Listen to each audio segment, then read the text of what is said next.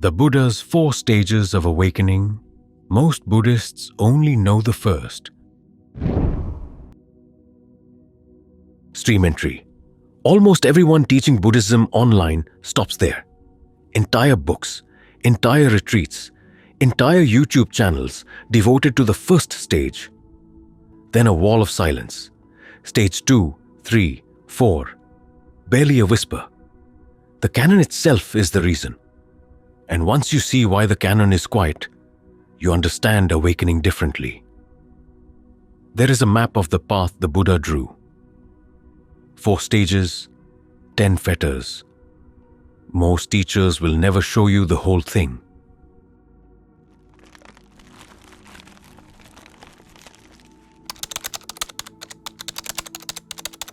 Setup.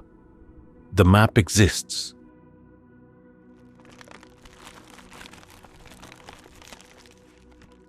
The map is not hidden.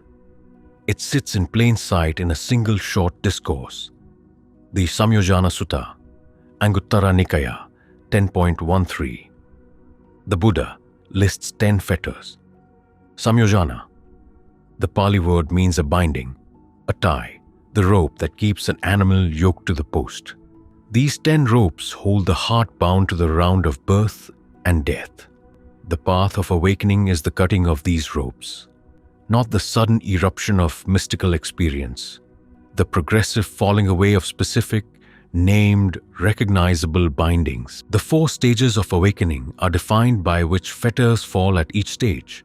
The Pali names are Sotapanna, Sakadāgami, Anagami, and Arahant. In English, stream enterer, once returner, non-returner, and the fully awakened. The first 3 stages cut the lower 5 fetters. The 4th stage cuts the higher 5. That structure, 5 and 5, is the architecture of the entire map. I will give you the names of all 10 fetters in a moment. But before I do, one warning.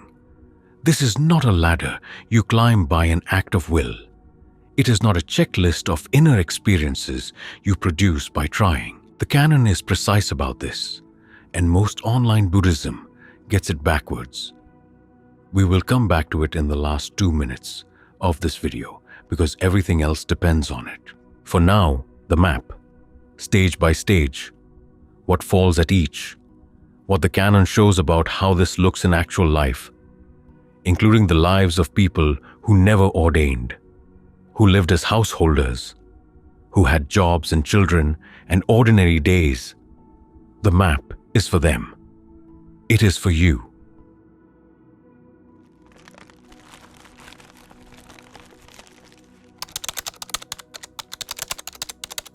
Stage 1, Sotapanna, stream enterer.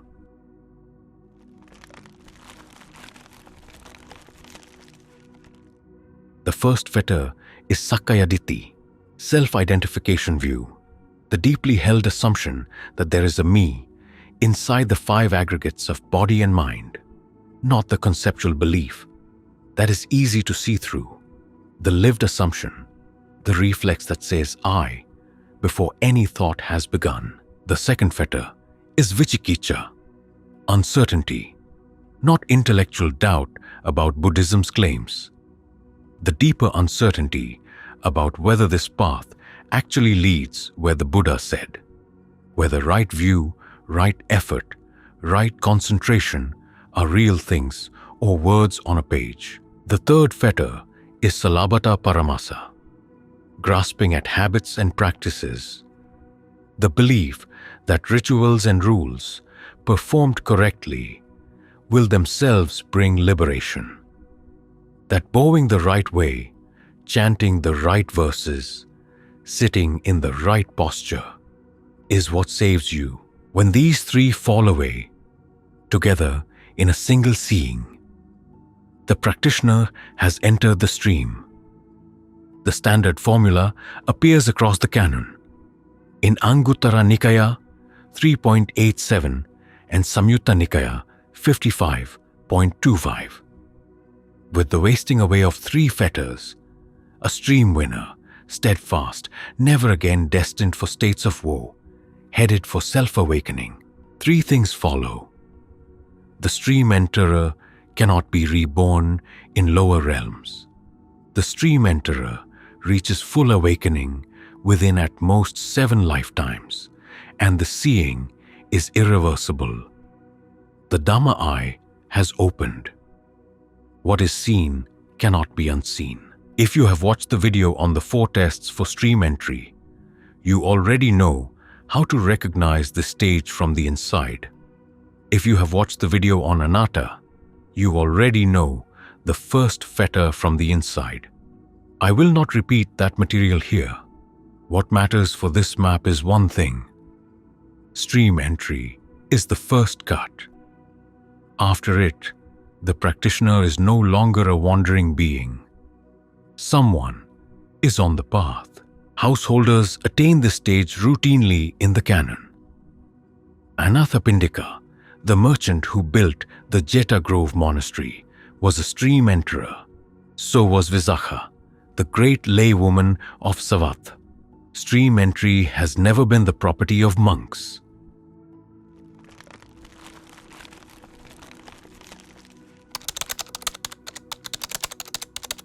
Stage 2. Sakadagami, once returner.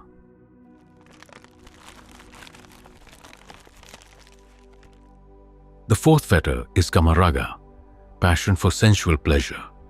The pull toward pleasant sights, sounds, smells, tastes, touches. The 5th is vyapada, ill will, aversion, the recoil from the unpleasant. The once returner has not eliminated either. The once returner has weakened them. Anguttara Nikaya 3.87 puts it precisely. With the ending of the first 3 fetters, and with the attenuation of passion, aversion, and delusion, a practitioner becomes a once returner, destined to return only one more time to this world before reaching the end of stress. Notice what the canon does not say. It does not describe a new technique. It does not name a new attainment. It does not give the stage its own discourse. There is no Sakadāgāmi Sutta. There is no dedicated study guide for Sakadagami. Not from Thanissaro Bhikkhu. Not from Bhikkhu Bodhi. Not from anyone. The most thorough Theravada commentators barely zoom in on the stage. There is a reason.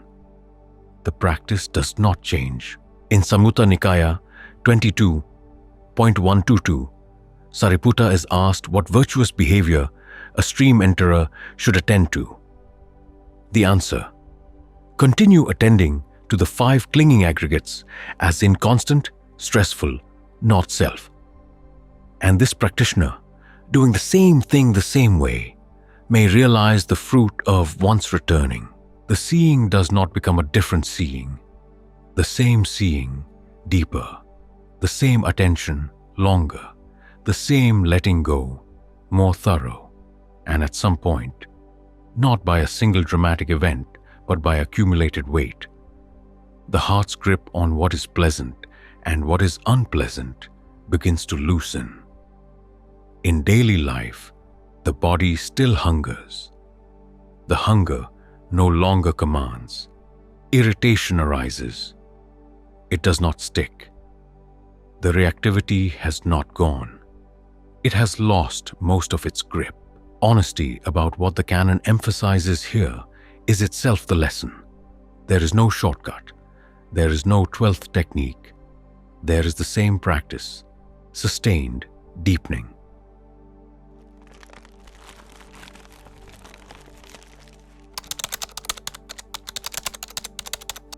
Stage 3. Anagami, non-returner.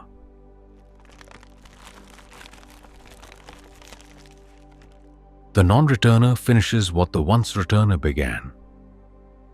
The 4th and 5th fetters, passion for sensual pleasure and ill will, are not weakened. They are gone. All 5 lower fetters are uprooted. Anguttara Nikaya 3.87 again.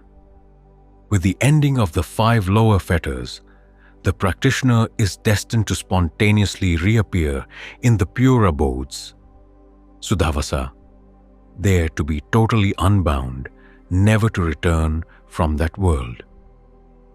The cosmology is one sentence in a long teaching, and that is how I will leave it. The canon does not require you to picture other realms in detail. It requires you to recognize what has fallen.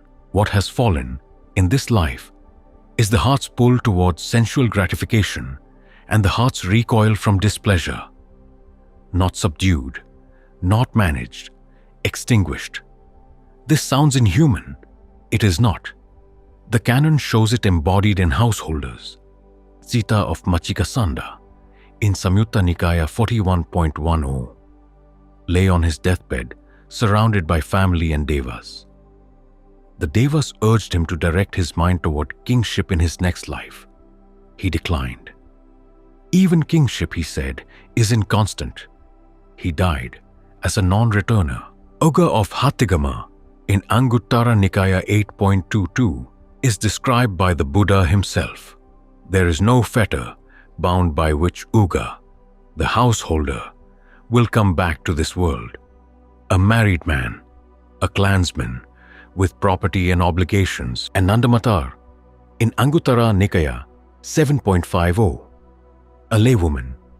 She rises before dawn, recites the Parayana, prepares meals for her household, and converses with the deities who visit her. An ordinary householder life with sensual desire and ill will fully extinguished. The non-returner is not a recluse. She is a householder whose heart no longer burns.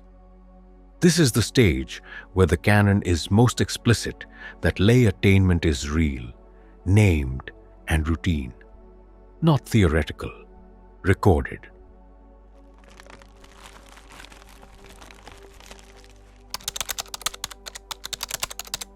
Stage 4.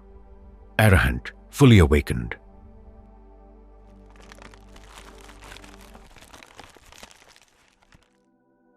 Five higher fetters remain: passion for form existence, ruparaga; passion for formless existence, aruparaga; conceit, mana; the residual sense of I am, even after the view of self has dissolved; restlessness, udaksha; and ignorance, avidya, the final not knowing. The Arahant cuts these.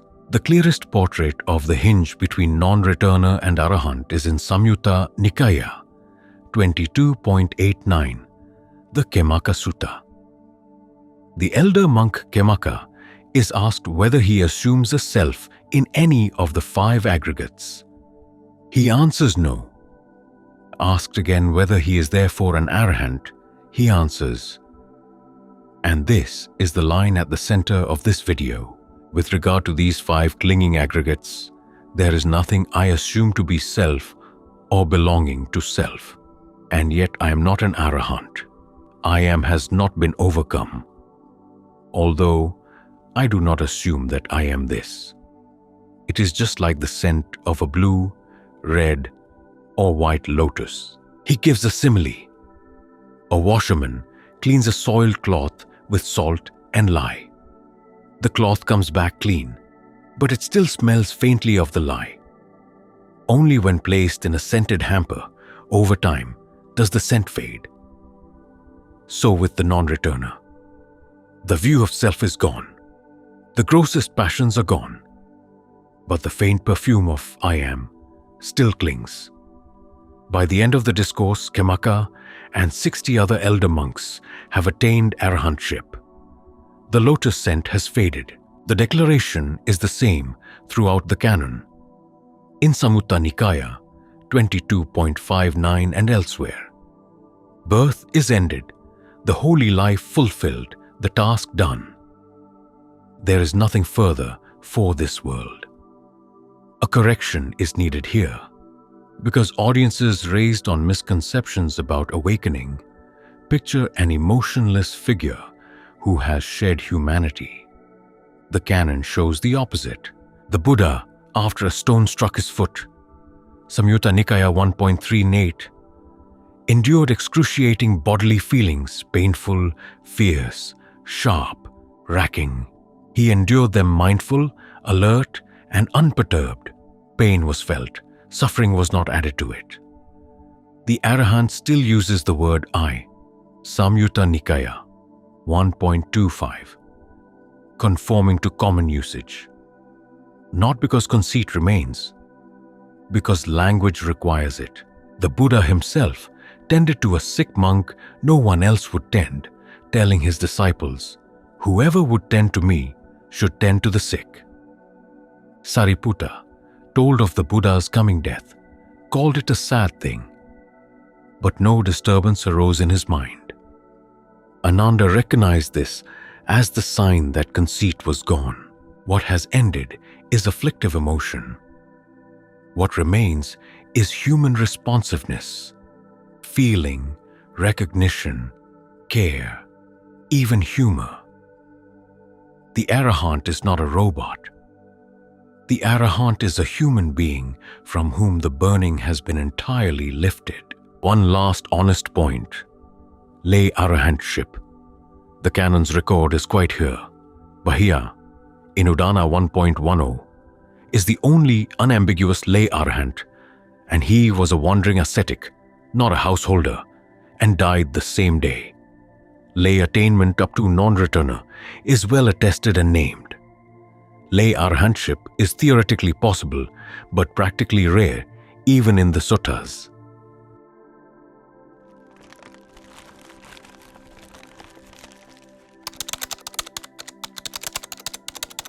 Close. The map is not a to-do list.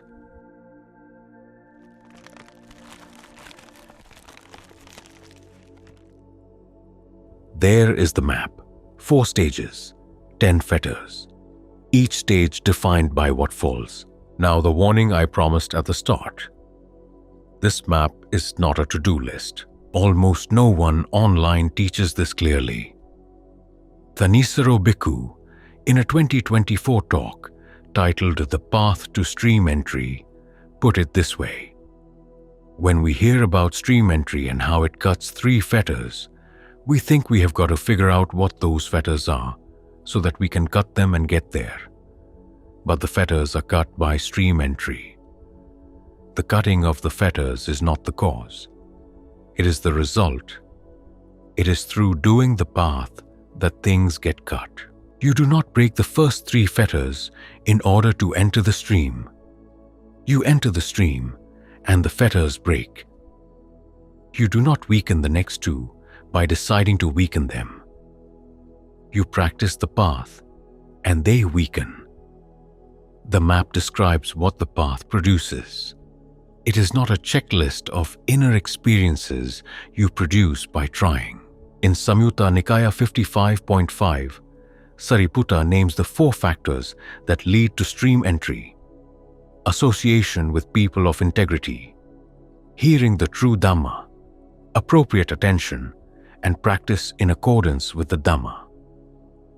The stream itself is the noble 8-fold path. Practice the path.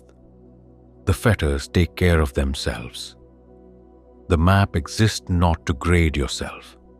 The map exists so that you do not mistake a deep meditative state for awakening. Both are real. They are not the same. A whole video in this cluster sits with the first stage in detail. Another sits with what most teachers skip between the stages. Walk into either next.